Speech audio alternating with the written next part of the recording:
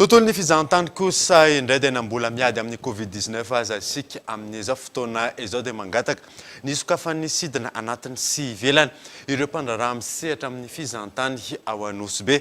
Efa nomena fiofanana iadina amin'izay valinaretina Covid-19 izay izy ireo ary efa vita vaksiny ihany koa raha ny fanazavana azo ka eto Andriatsylava. Tao reny ny fivorim-be izay nanaovana tatitra ny zavatra vita sy ny mbola atao izay notariny mpikambana eo anivon'ny Office Régional du Tourisme ao Anosibe, nangataka ny sokafan'ny sidina anatiny sy ivelany ireo mpandraraha amin'ny sehatry ny fizahantany ao an-toerany.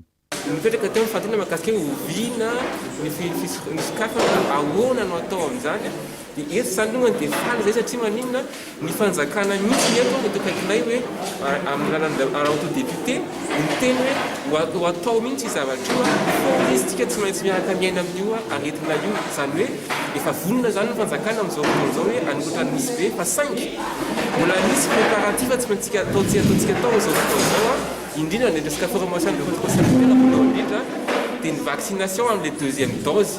Na izany aza raha ny fanazavana tsy maintsy tohizana ny fiofanana iadina amin'ny valanaretina ary tsy maintsy irosona ihany koa ny fanaovana vaksiny andehan'ny faharoa. Ankoatra ireo ametraka paikady ahafana miatrika izany ny ao an-toerany.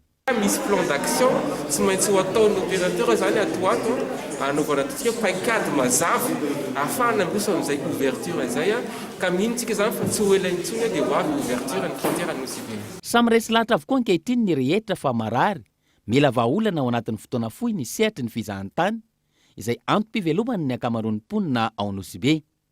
Raha mikatso ny sehatry ny fizahantany, mikatso ihany koa ny fiainan'ny mponina sy ny toe-karena ao an-toerany.